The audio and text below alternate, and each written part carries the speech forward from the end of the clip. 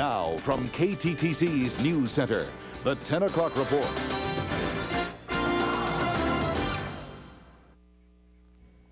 The world is watching as the Mayo Clinic unveils a new anthrax test. Who can get it and how it works is our top story. Thanks for joining us tonight. The new test can tell whether someone has been exposed to anthrax in a matter of minutes rather than days. It can also be used to detect contamination in buildings. NewsCenter's Candace Grosscloss joins us now live in downtown Rochester. Candace? Betsy, the Mayo Clinic says the test is a way to battle bioterrorism on the front line, and it's being sent to laboratories immediately. It is good news. I would say it's great news. In the war against bioterrorism, score one big victory for the Mayo Clinic. Right now, local laboratories can quickly determine the presence of a bacterium, but they can't tell whether it is anthrax or not. At a news conference this morning, officials described the development of a new rapid DNA test for the anthrax bacteria. And what this test does is identifies anthrax in a much shorter period of time. We're talking about less than an hour versus days. Because relatively few people have actually been exposed to anthrax, researchers have not yet validated the new test in a clinical setting, but say the tests have been extremely accurate in the lab. The availability locally, of course, will depend upon each situation, but we expect to have many more laboratories implementing the assay very soon. Approximately 24 regional and local laboratories across the country will get the new anthrax tests within the next 2 weeks, courtesy of Roche Diagnostics, who helped develop the test. Since we want to make this test available as soon as possible, Roche has decided to provide the test initially at no charge to qualified laboratories. The new rapid anthrax test alone will not win the war against bioterrorism, but it can help save time and life in the process. Now, it's important to note that the tests have not been approved by the FDA, but researchers plan to have the test available for purchase as early as next year. Reporting live in downtown Rochester, I'm Candace Grossclass. Back to you, Tom and Betsy. Very good, Candace. Thank you. Well, since the September 11th attacks, many people have been coping with trauma and loss. Dealing with death is an individual process, and for most, a very difficult process.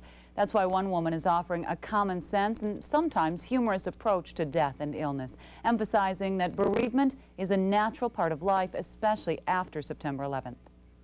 By this time, what we tend to say in very traumatic issues is that most people should start feeling a little bit better, and if they're not, this may be a good time to talk to your doctor or to talk to a counselor. The doctor's advice was part of the Quest for Quality conference at the Mayo Civic Center, where nurses from across the United States and Canada gathered to participate.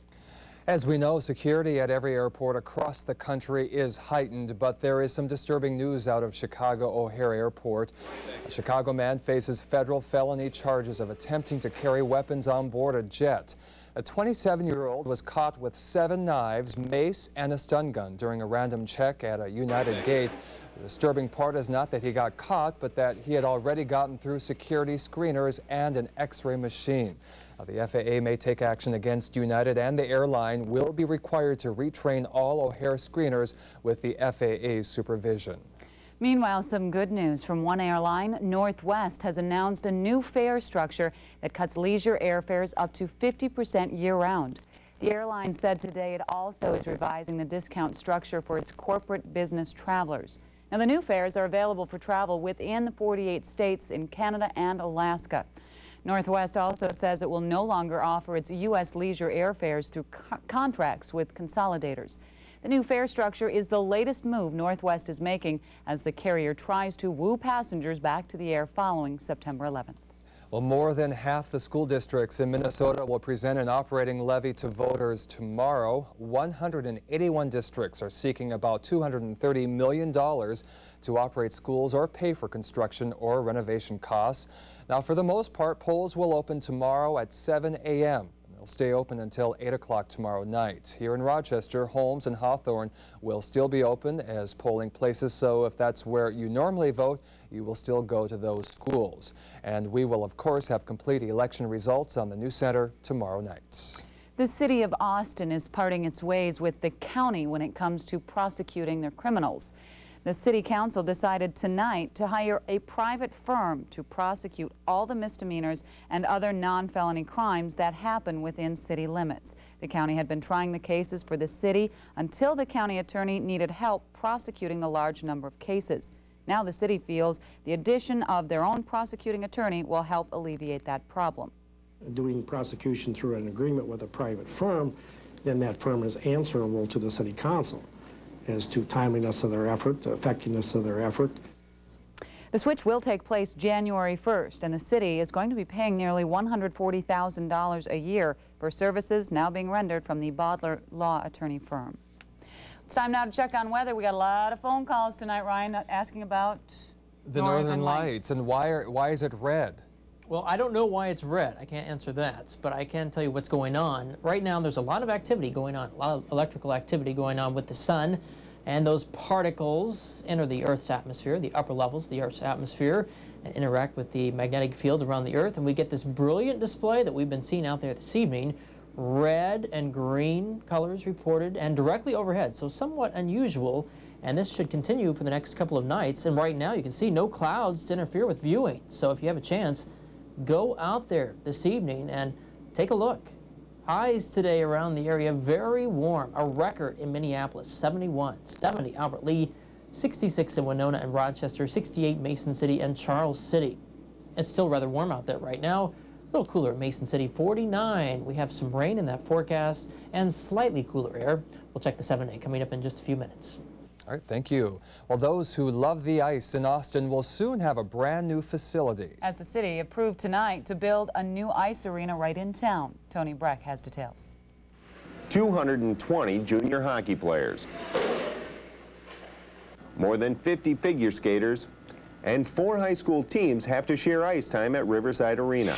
The overcrowding forces practices to be before school, after school, and late at night. If it's a night practice, 9 at the earliest, but usually like 10 to like 12:30. And it's not good like during school.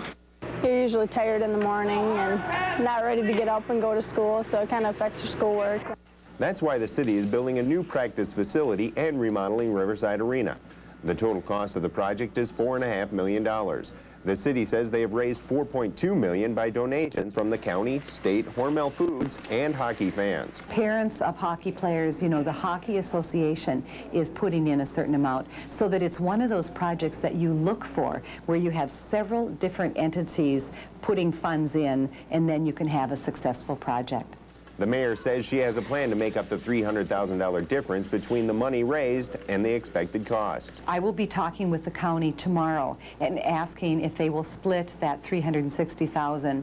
Riverside's facelift will mean new locker rooms, bathrooms, and coaching rooms, while the new practice facility will be a block away with just a sheet of ice, some bleachers, and locker rooms. It's bare bones, but that's all we need. We just need a sheet of ice and a few bleachers for parents to sit and watch, so that's fine. And youth hockey leaders hope with another sheet of ice in town, more youngsters will go out for hockey or figure skating. In Austin, Tony Breck, KTTC NewsCenter. Now, if the county agrees to pay the extra $150,000, construction will begin next spring, with the facility ready for skaters by next November. Well, coming up, Pat Lund has the latest on the Minnesota Twins' plight to remain in the league and here in the state. But first in the extra, local snapshots captured by a Rochester photographer that will help ensure future generations to understand a way of life many of us might take for granted. Jess Abrahamson brings us that story right after the break. You are tuned to the leader, Southeastern Minnesota and Northern Iowa's #1 choice for news, the KTTC NewsCenter. Well, we see their homesteads along the highway during our daily travels. But for those of us who have not lived on a farm, how much do we really know about the rural way of life? Some fear farming as we know it is a dying profession. But a local photographer has made sure the face of Minnesota farming will be preserved for future generations. Jess Abrahamson has this NewsCenter Extra.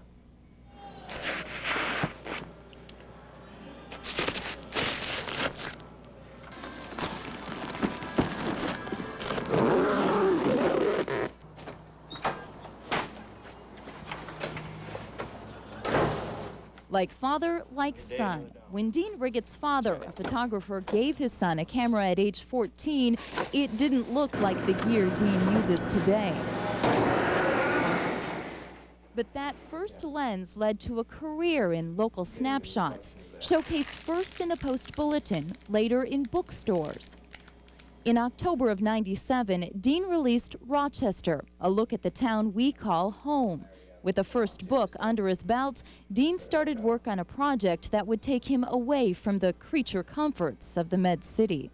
I spent time at auctions and at FFA shows, running around fields, chasing tractors around. I couldn't see myself doing the work, but I certainly enjoy photographing it. Dean says many of his subjects were surprised at his interest in photographing them, which may be why Life on the Farm shows rural life the way it really is. The cover shot is one of my favorites. This just shows a man very at peace with what he's doing, very content, just standing there in the late afternoon sun, waiting for his brother who's out harvesting soybeans. And it kind of wraps up the whole theme of the book. It's about the people, it's about their love for the land, their love for what they do, their dedication, their resiliency. From the cover to the rural romantic. This is my aunt and uncle, Gail and Marlon Tim, who are dairy farmers in Plainview, and they take dance lessons regularly, and they'll go out and practice their dance steps while they're milking cows at 5 o'clock in the morning. To the career of a Preston man 87 years in the making. I said, you don't need to smile or anything, just look at the camera. He said, I ain't gonna smile. He just always looks like that. He's not really smiling. You won't find the faces of Amish in this book, but their rural ways make the pages too. In this tribute to people who may not get the recognition they deserve, but their story is now signed and sealed for all to see. This is, crossing the T and dotting the I. In Rochester, Jess Abrahamson, KTTC NewsCenter. Good to go. Dean got his interest in farm photography taking pictures for the Agri-News publication. Life on the Farm is available at all Rochester bookstores. I'm going to go out and get that book myself. You should.